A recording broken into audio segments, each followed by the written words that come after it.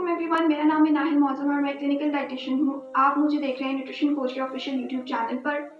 आज की इस वीडियो में हम बात करेंगे दिल के अमराज के बारे में कि दिल के मरीज़ या फिर हाई ब्लड प्रेशर या कोलेस्ट्रॉल के मरीज़ जो हैं वो रमज़ान में रोज़े रख सकते हैं या फिर नहीं रख सकते, और अगर रोज़े रख सकते हैं तो फिर किस तरह से अपनी डाइटरी रूटीन को मैनेज करें कि उनकी बीमारी के साथ-साथ वो रोज़े बेहतर तरीके से रख सकें और उनकी सेहत भी बेहतर रहे। बहुत सी रिसर्चेज़ ने भी अब ये साबित कर दिया है कि रमज़ान के महीने में रोज़े रखने से हमारी बॉडी पर बहुत बेहतरीन असरात मुरतब होते हैं और बहुत सी बीमारियों के और ख़ास तौर पर दिल के अमराज जो हैं उनके रिस्क कम हो रहे होते हैं। अच्छा, अगर हम बात करें कि कौन से मरीज़ जो हैं दिल के मरीज़ रोज़े रख सकते हैं और कौन से नहीं रख सकते, तो ये बहुत क्लियर है कि वो मरीज़ जिनका अभी रिसेंटली कोई ऑपरेशन हुआ है, बाईपास या फिर किसी भी किस्म का दिल का कोई ऑपरेशन हुआ है और उसको अभी ज़्यादा वक्त भी नहीं गुजरा, यानी कि 2 हफ्ते से भी कम वक्त है या इतना ज़्यादा वक्त नहीं गुजरा, तो उनकी तो कंडीशन इतनी स्टेबल नहीं होती कि वो रोज़ा रख सकें और डॉक्टर्स भी उनको अलाउ नहीं करते। लेकिन अगर वक्त ज़्यादा गुजर चुका है तो वो अपने डॉक्टर की कंसल्टेशन, उनके मशवरे से रोज़ा रख सकते हैं अगर उनका डॉक्टर उनको अलाउ कर देता है। क्योंकि बाज़ औक़ात ऐसा होता है कि कंडीशन भी पेशेंट की इतनी अच्छी नहीं होती, वीकनेस ज़्यादा होती है, उसके साथ-साथ कुछ दवाइयाँ ऐसी होती हैं जो कि उनकी टाइमिंग्स या फिर डाययूरेटिक्स होने की वजह से पेशेंट को अलाउ नहीं करते कि वो रोज़ा रख सकें, क्योंकि उनसे सारा दिन जो है वो गुज़र नहीं पाएगा बेहतर तरीके से।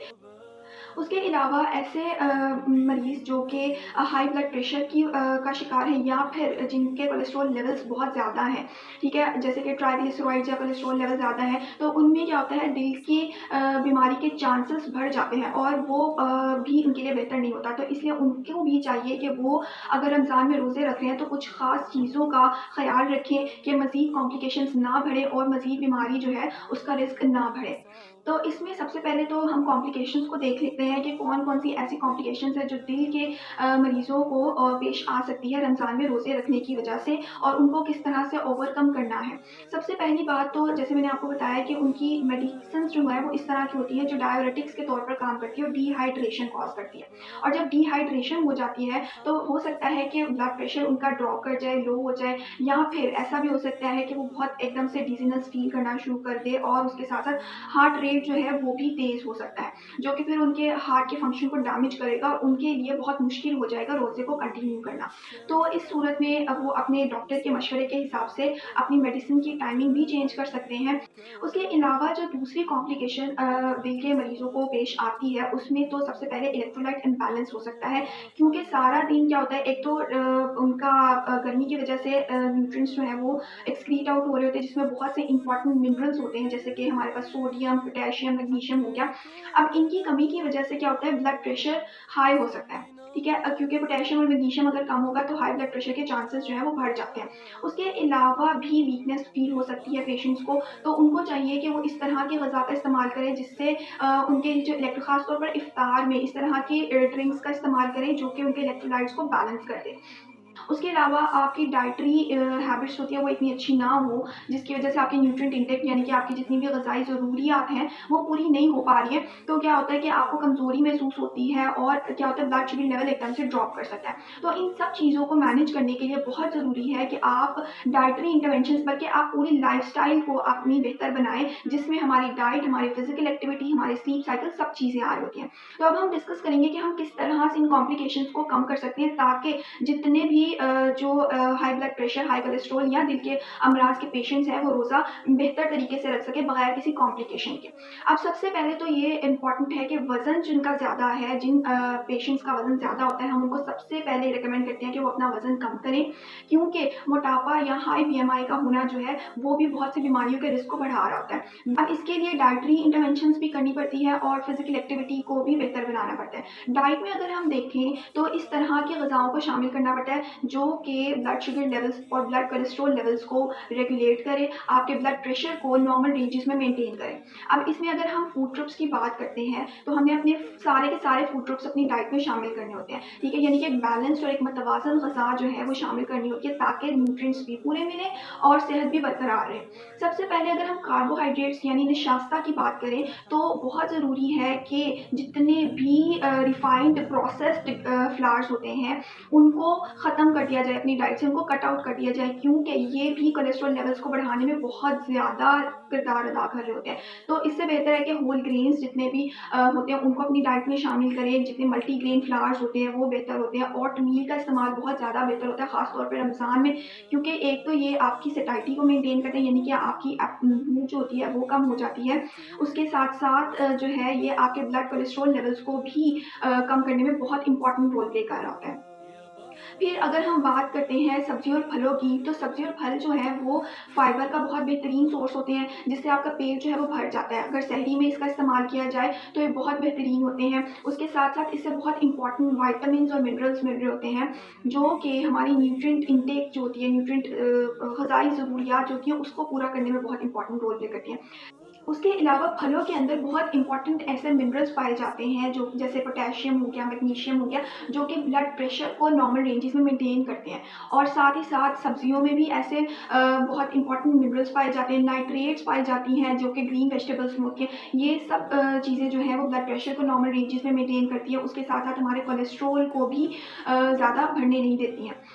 साथ ही साथ अगर हम बात करते हैं अगले फूड ग्रुप की, जिसमें हमारे पास प्रोटीन्स आ रहे होते हैं, तो लीन प्रोटीन्स होते हैं वो बहुत बेहतरीन होते हैं। जितने भी दिल के मरीज़ होते हैं या हाई कोलेस्ट्रॉल के मरीज़ होते हैं, उनको चाहिए कि वो अपनी सहरी और अफ्तारी में लाज़मी प्रोटीन के पोर्शंस को शामिल करें, क्योंकि ये जो होते हैं ये हमारी सैटिस्फैक्टी को मेंटेन करते हैं, यानी कि हमारा पेट भर जाता है और हमें जल्दी भूख नहीं लगती है इसके इस्तेमाल से। जब भी हम फैट्स की बात करते हैं तो सबसे पहले हमारे ज़हन में ये आता है कि हाई कोलेस्ट्रॉल के पेशेंट्स हैं तो इनको तो फैट्स नहीं देना, क्योंकि ये ऑलरेडी कोलेस्ट्रॉल लेवल इनका बढ़ा है तो इनको हम फैट नहीं देंगे। और पेशेंट्स खुद ब खुद ही एज्यूम कर देते हैं कि हमने अपनी खुराक में से फैट बिल्कुल कट आउट कर देनी, और वो कर भी देते हैं। जबकि उन्हें इस बात का नहीं पता होता कि फैट जो है, नो डाउट कि वो उनके ब्लड कोलेस्ट्रॉल लेवल ज़्यादा है तो उनको अपनी फैट को कम करना होता है, डाइटरी फैट को कम करना होता है, लेकिन उनको टाइप ऑफ फैट का अंदाज़ा नहीं होता कि कौन सी फैट जो है उनको अपनी डाइट से ख़त्म करनी है और कौन सी फैट जो है उन्हें अपनी डाइट में ऐड ऑन करनी है, जो कि मदद करेगी उनकी ब्लड कोलेस्ट्रॉल लेवल्स को कम होने में। अब देखिए, अगर हम बिल्कुल ही लो फैट डाइट पे चले जाएँगे तो इससे हमारी बॉडी से कोलेस्ट्रॉल तो कम हो जाएगा, फैट भी कम हो जाएगा हमारा, लेकिन अब वो गुड फैट और बैड फैट दोनों ही शामिल होंगे, दोनों ही हमारी बॉडी से कम हो जाएगी। जबकि हमारी बॉडी को गुड फैट्स की ज़रूरत होती है नॉर्मल फंक्शनिंग के लिए, बेहतर तरीके से काम करने के लिए, सेहत को बरकरार रखने के लिए। के लिए काफ़ी रिसर्चेज़ जो हैं वो भी एविडेंस पेश कर चुकी है, जिनका लिंक मैं डिस्क्रिप्शन में भी दूँगी, जिसे आप देखकर आपको अंदाज़ा हो जाएगा कि आपने कौन-सी फैट्स जो हैं, कौन से गुड फैट्स अपनी डाइट में शामिल करने हैं, जो कि आपकी डाइट को बेहतर बनाएगा और आपके कोलेस्ट्रॉल लेवल्स को कम करेगा और बॉडी में से बैड फैट को निकालेगा। तो बहुत ज़रूरी है कि इस तरह के फैट्स जो कि हेल्दी होते हैं, जिसके अंदर हमारे ओमेगा 3 फैटी एसिड्स आ गए, उसके साथ-साथ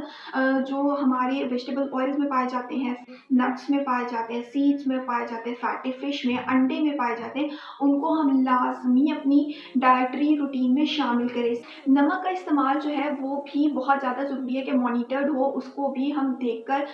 जितनी रिक्वायर्ड क्वांटिटी है उतनी ही रिक्वायर्ड क्वांटिटी में इस्तेमाल करें। अब इसमें भी एक मिथ आती है, ठीक है? एक तो सबसे पहले लोगों के अंदर ये मिसकंसेप्शन होती है कि अगर उनको हाई ब्लड प्रेशर का मसला है तो वो सफ़ेद नमक को छोड़कर काले नमक पर या पिंक सॉल्ट और हिमालयन सॉल्ट पर शिफ्ट हो जाते हैं कि ये ज़्यादा बेहतर है, क्योंकि ये अनरिफाइंड होता है और उनके मुताबिक इसमें कुछ ऐसे मिनरल्स पाए जाते हैं जो कि उनके ब्लड प्रेशर को उल्टा कम करेगा, ठीक है? एक ये बहुत इंपॉर्टेंट मिथ है। इसके मुताबिक काफ़ी रिसर्चेज़ की गई, फिर एविडेंस बेस्ड रिसर्चेज़ जो थी उनके मुताबिक ये सामने आया, ये डाटा शो होता है कि नो डाउट जो अनरिफाइंड सॉल्ट्स होते हैं जैसे ब्लैक सॉल्ट, पिंक सॉल्ट और हिमालयन सॉल्ट हो गया, इनमें कुछ अमाउंट मिनरल्स की पाई जाती है ऐसे जैसे पोटेशियम और मैग्नीशियम, जो कि ब्लड प्रेशर को कम करते हैं, लेकिन वो इतनी ज़्यादा अमाउंट नहीं होती हैं, वो ट्रेस अमाउंट्स होती हैं, ठीक है? उसके मुकाबले में इसमें सोडियम की अमाउंट उतनी है जितनी व्हाइट सॉल्ट में पाई जाएगी। मतलब 40% अगर सोडियम, क्योंकि सोडियम हमें पता है ना ब्लड प्रेशर को बढ़ाता है, अगर व्हाइट सॉल्ट के अंदर 40% है तो ब्लैक सॉल्ट, पिंक सॉल्ट और हिमालयन सॉल्ट के अंदर भी 40% सोडियम पाया जाता है।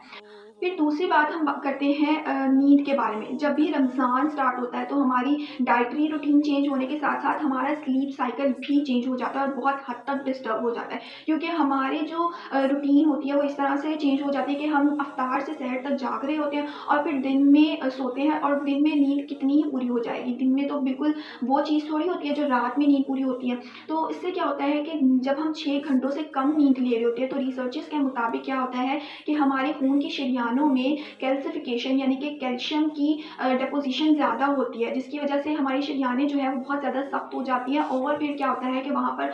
कोलेस्ट्रॉल की जमना शुरू हो जाता है और ब्लड की सर्कुलेशन प्रॉपर्ली नहीं होती है, जिसकी वजह से हार्ट मसल्स जो होते हैं, हमारे दिल के पट्टे जो होते हैं वो कमज़ोर हो जाते हैं और दिल की बीमारियों के रिस्क बढ़ रहे होते हैं। तो बहुत ज़रूरी है कि रमज़ान में अपनी नींद को डिस्टर्ब नहीं करें, नींद पूरी लें। इनके साथ-साथ फिज़िकल एक्टिविटी भी बहुत ज़्यादा ज़रूरी है और ये डिपेंड करता है पेशेंट के स्टैमिना के ऊपर, उसकी कैपेसिटी के ऊपर कि वो कितनी फिज़िकल एक्टिविटी कर सकता है और उसको उसके डॉक्टर या फिर न्यूट्रिशनिस्ट के मशवरे के मुताबिक जो है नॉन फास्टिंग आवर्स में लाज़मी करनी है। ज़्यादातर रिकमेंड की जाती है कि 20 से 25 मिनट तक के लिए एक वर्जिश या फिर वॉक जो है वो लाज़मी की जाए। कुछ सप्लीमेंट्स भी रिकमेंड की जा सकती हैं जो कि पेशेंट्स को उनके डायटिशियंस जो है उनकी कंडीशन के अकॉर्डिंग रिकमेंड कर सकते हैं। जो सप्लीमेंट्स रिकमेंड किए जाते हैं उसमें ज़्यादातर तो ओमेगा 3 फैटी एसिड्स है। हाँ, ओमेगा 3 फैटी एसिड जैसा कि मैंने आपको पहले बताया कि हमारी बॉडी में से बैड फैट्स को निकाल रहे होते हैं और हमारी लिपिड प्रोफाइल को बेहतर कर रहे होते हैं और वो लोग जो फ़िश को ख़ास तौर पर ज़्यादा कंज़्यूम नहीं कर रहे होते या किसी भी वजह से उनको पसंद नहीं होती है, किसी भी वजह से कंज़्यूम नहीं कर पा रहे होते,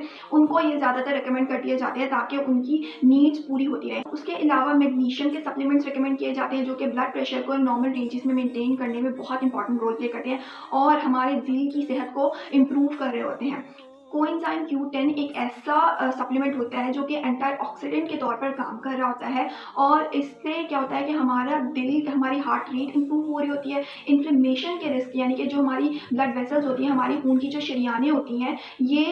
इनके डैमेज के रिस्क कम से कम हो रहे होते हैं और ब्लड सर्कुलेशन प्रॉपर्ली हो पाती है। इसके अलावा विटामिन ई का इस्तेमाल जो है, विटामिन ई को सप्लीमेंट के तौर पर इस्तेमाल किया जाए तो वो भी बहुत बेहतर एंटीऑक्सीडेंट के तौर पर काम कर रहा होता है और बहुत सी रिसर्चेस के मुताबिक जो लोग विटामिन ई का सप्लीमेंट इस्तेमाल करते हैं उनमें ब्लड हार्ट डिजीजेस के रिस्क जो होते हैं वो बहुत कम हो जाते हैं। अगर आपका कोई भी क्वेश्चन है, अगर कोई बात आपने पूछनी है तो आप नीचे कमेंट बॉक्स में हमसे पूछ सकते हैं। फर्दर अगर आप मज़ीद कंसल्टेशन करना चाहते हैं तो आप न्यूट्रिशन कोच ऑफिशियल वेबसाइट या फिर ऐप के थ्रू भी हमसे कॉन्टेक्ट कर सकते हैं। अपना ख्याल रखें। अल्लाह हाफ़िज़।